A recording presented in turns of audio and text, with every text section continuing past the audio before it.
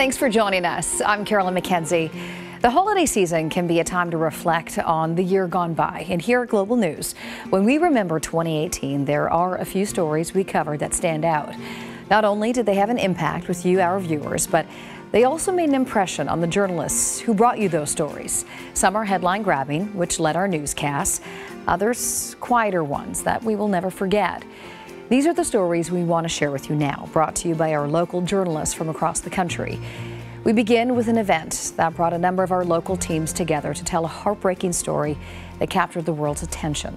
This is the story of the Humboldt Broncos. Well, the RCMP and emergency crews were on the scene of a very serious bus accident. The Humboldt Broncos junior hockey team crashed on its way to a game. Well, I'm standing here on Highway 35 just north of... Now when I try to describe or I think back on the previous jobs and stories, there's always before Humboldt and then there's after Humboldt.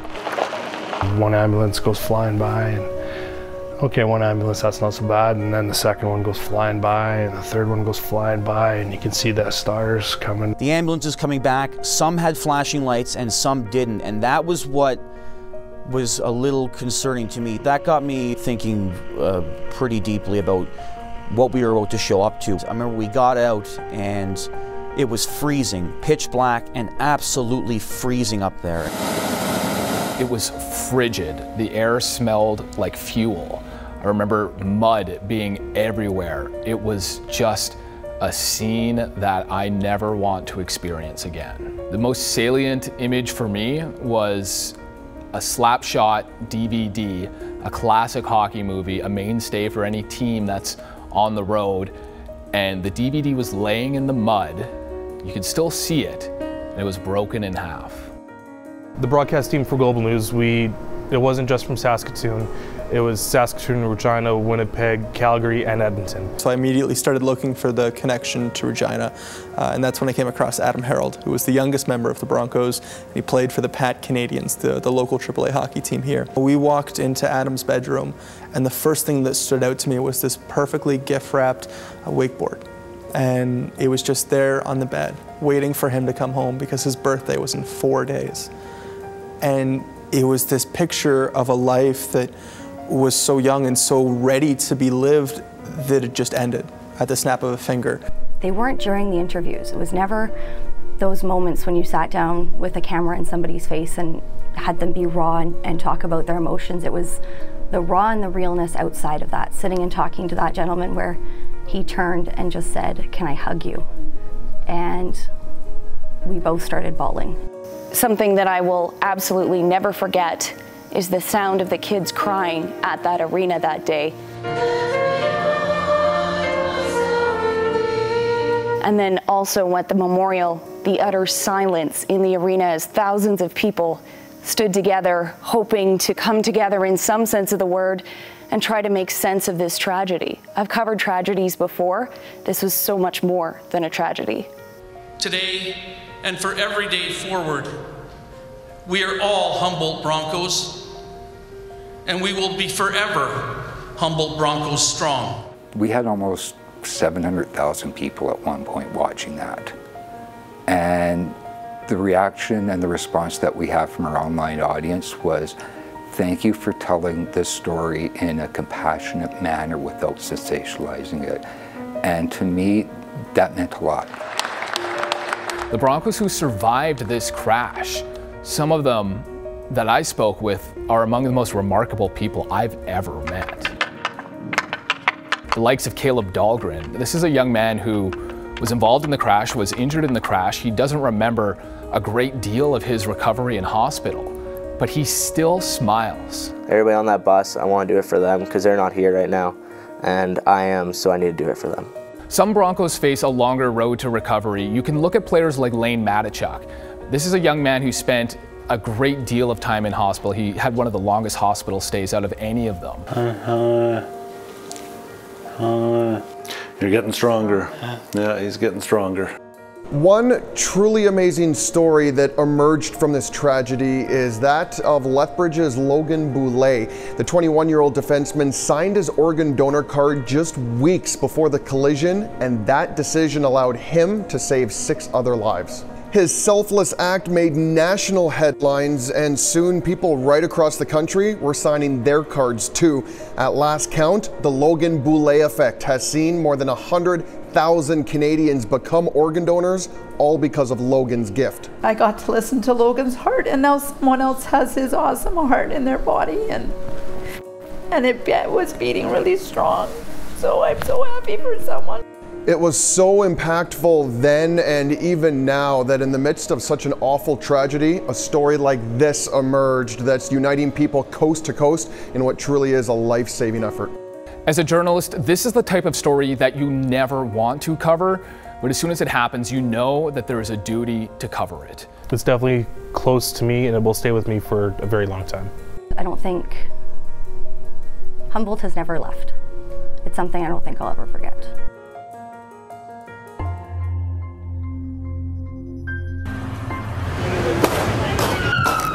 A beloved and bustling part of the city, now the focus of a deadly mass shooting investigation. We have some late-breaking developments to tell you about.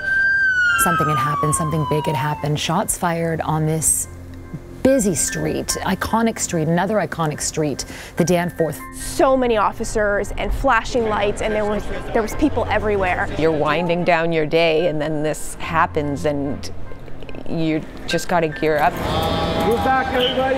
Everybody move back. I mean, when it happens like a kilometer from your house, kilometer and a half, it's a bit different. You sort of had that feeling in your chest, like something really wrong had happened, and at that point we just knew that there'd been this mass shooting. A shooting rampage on the Danforth near Logan has injured at least 10 people, including possibly a child. Everyone had seen something. There were so many witnesses, and I met up with my camera and we started talking to people. We started kind of snaking our way in, and then you're talking to people and they're saying roughly where it happened, and you're kind of trying to piece it together. Listening to the interviews with people who knew the victims, it was just heartbreaking to watch. And I just saw him execute a lady. I don't know, I just saw bodies going down and I just got shoved to the ground. And he went boom, boom, boom 3 times. And imagine a father being in hospital and then taken to his daughter's bedside as she died, a 10-year-old girl. And then the 18-year-old who's just starting adulthood, who has such promise. And you just think of how fragile life is. I remember talking to Jerry Pinkson, and he had been a patron here at 7 Numbers Restaurant with his girlfriend Danielle. And we met with him a couple of days after the shooting, and Jerry broke my heart. I just ducked down, and then there was like 6 or 8 bullets, and I heard Danielle scream. I just became really emotional, and started just getting this feeling of grief and guilt.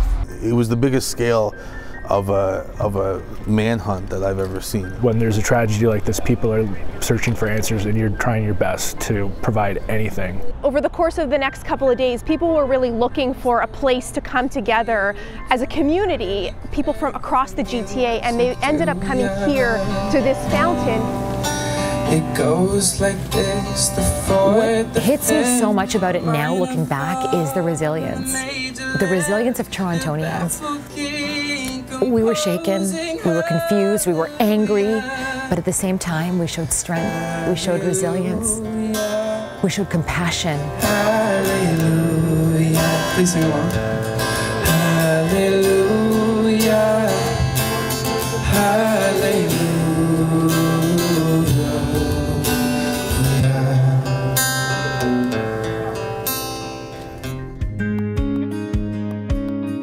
So we planned for an hour-long election show, but the question of who would be New Brunswick's next premier wasn't decided in an hour. It wasn't decided that night.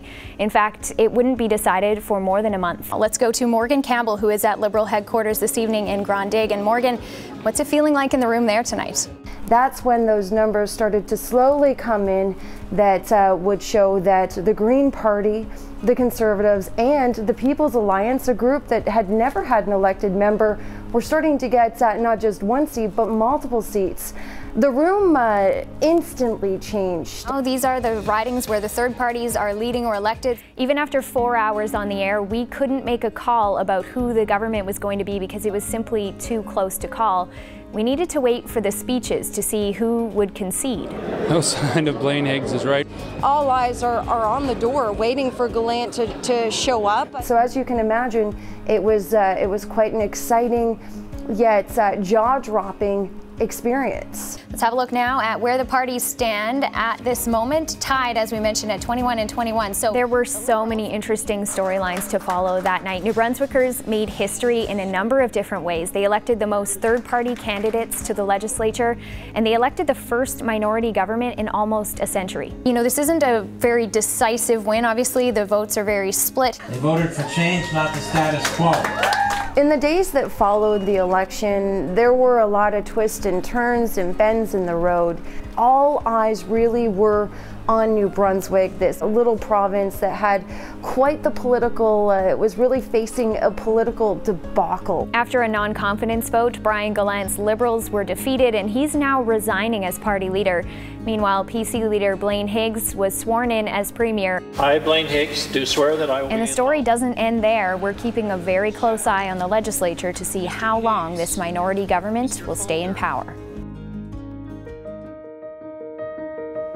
While the Okanagan has become known for its wildfires for 2 years in a row, the region has also been hit by extreme flooding in the spring. One of the worst hit BC communities was the boundary city of Grand Forks.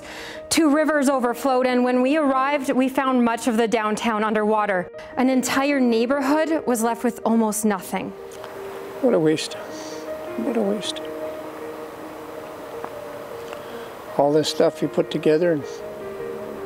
And then, just as bad as the flooding itself, the mold that crept into the community. Spores of the mold in the air like mist.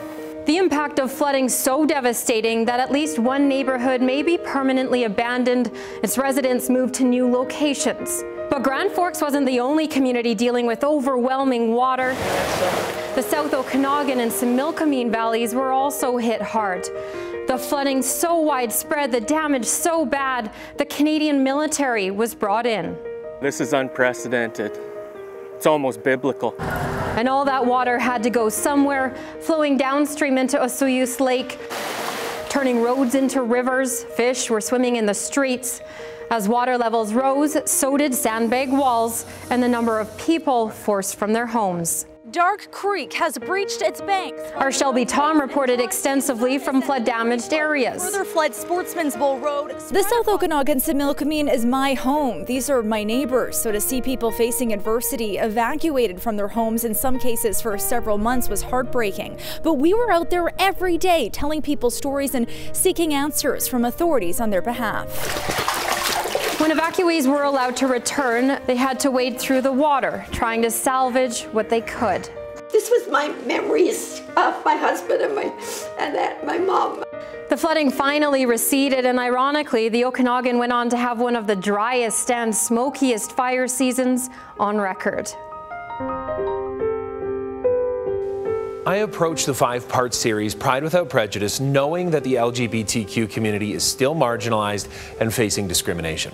For this reason, I wanted to include as many voices from the LGBTQ community as possible with the intention of sharing how they experience discrimination.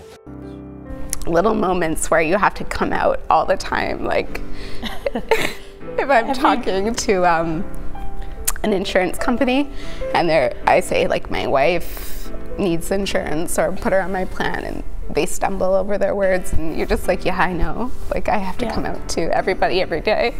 I heard overwhelmingly from those who I spoke with that for the LGBTQ community, it's not so much about marriage equality anymore. It is about building a life without judgment. My anxiety or concern or paranoia about coming out and being a gay person wasn't about what happened in my bedroom. It's about being on the golf course. It's about playing on my hockey team. It's about going out for dinner. It's about booking a hotel. It's about being on a plane. It's about being able to say, this is my husband. It had nothing to do with the bedroom. Producing this series, I felt deeply that it was time to step forward as a white, straight male and become a better ally to my gay and lesbian friends and family. Like I had to switch schools from bullying and like I was cornered in a bus shelter by 6 guys. Great. Now I'm getting beat up in a bus shelter. And I was actually considered for suspension over the guys that had actually done anything. During this advocacy project, I have learned there are many ways to lend your support as an ally. Sometimes you just got to step back and just listen. Sometimes you don't have to talk. Sometimes you don't have to respond. You just have to sit and listen and accept that somebody's story is much different than yours, and that's okay. I only came out to my grandmother like 2 years ago when I got engaged to my husband, because I was afraid that she would turn me away. And she looked me in the eye and she said, "I just want you to be happy." And she got up off her chair and she gave me a huge hug.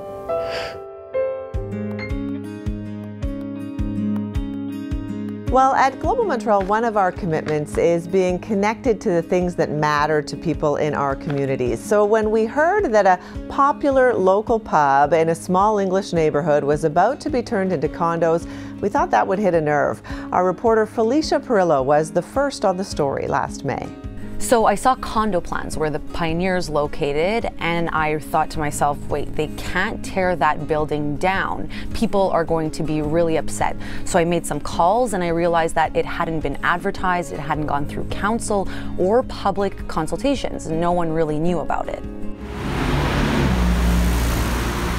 Point Claire Village is known for its waterfront properties, cobblestone sidewalks, shops, and restaurants. But some say what makes the area so special are the historical buildings.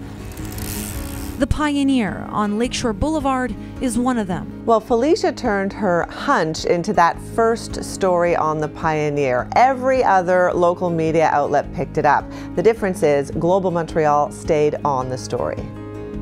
We broadcast live with residents from the Point Claire Village. The Historical Society is currently meeting with the City of Point Claire to learn more about the plans for the Pioneer building, and we will be following that for you and bring you more tonight on Global News at 6:30. This is a historic village. It's one of the few left on the island of Montreal, and we're replacing it with Laval-style condos that don't belong there. We went to every single council meeting. At Point Claire's City Council meeting Tuesday night, resident after resident stepped up to the podium to ask Mayor John Belvedere about the future of the Pioneer. Does the city have any plans to stop this project if enough citizens are opposed to it? The city has been tight-lipped about the project, refusing Global News' repeated requests for interviews. And at meeting after meeting, residents got more engaged and emotional. What I found was really surprising is that sometimes the meetings went on for many hours, 2, 3, 4 hours. People were there until 1 o'clock in the morning, and they'd started at 7 o'clock in the evening. But people didn't seem to mind. They were just determined to make sure that their voices were heard and that they could protect their community. Finally, on November 3rd, residents had their last chance to appeal the decision. The city sent the developers back to the drawing board. They also changed the rules so that any new proposal had to be accepted by the public and the Heritage Society of Point Claire. I think that the city of Point Claire has listened and the mayor was paying attention. Our storytelling affected real change, not just for this project, but for any future development in this small town. That's why it's our story of the year. Not because it's the biggest story, but because it's the one that helped a community find its voice.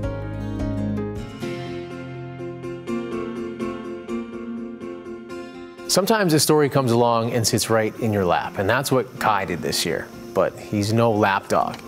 Kai was abandoned by his owners at a vet, literally left for dead at 173 pounds. So overweight that there really wasn't much hope, but there was enough, and there was a lot of help. It was really neglect that he had been able to get that big. So we knew we kind of had a long road ahead of us, but the biggest thing was just starting to get the weight off and trying to get him to feel better. Come on. Come on. That's where Pam comes in. Don't you quit. Don't you quit. She's Kai's foster parent and personal trainer. Pam's part of this story is really remarkable. She has her own dog, she has her own life, but a big chunk of her life for almost a year has been walking, training, and loving Kai. How could you not be motivated? Look at that face. I would do anything for this guy. And he'd do anything for her. Come on, Chuppers. All he needed was a chance. And look how fast he goes now. She promised us right there that if we came back at the end of the summer, we'd see something remarkable. She was right. Well, look at him now. Oh boy. You know what? He is truly the happiest dog in the world. I haven't lost an ounce, but he's done remarkably well, and he is a totally different dog now. He lost 66 pounds in 6 months, and these days, he's down almost 80. It's an unbelievable difference. I'm just his driver. He does it all himself. He just needs someone to get him there. But there might only be one someone. You see, Kai is technically eligible for adoption. I don't know if I could actually give him to someone else. He's pretty attached to me and our family, so I don't know. If that's what a dog can do, imagine what a person is capable of, as long as you give them a second chance. I think about that all the time. Pam and Kai, you can learn a lot from the dog park. Say thank you. Thank you. Kent Morrison, Global News. We hope you enjoyed our stories, and we look forward to bringing you many more in 2019.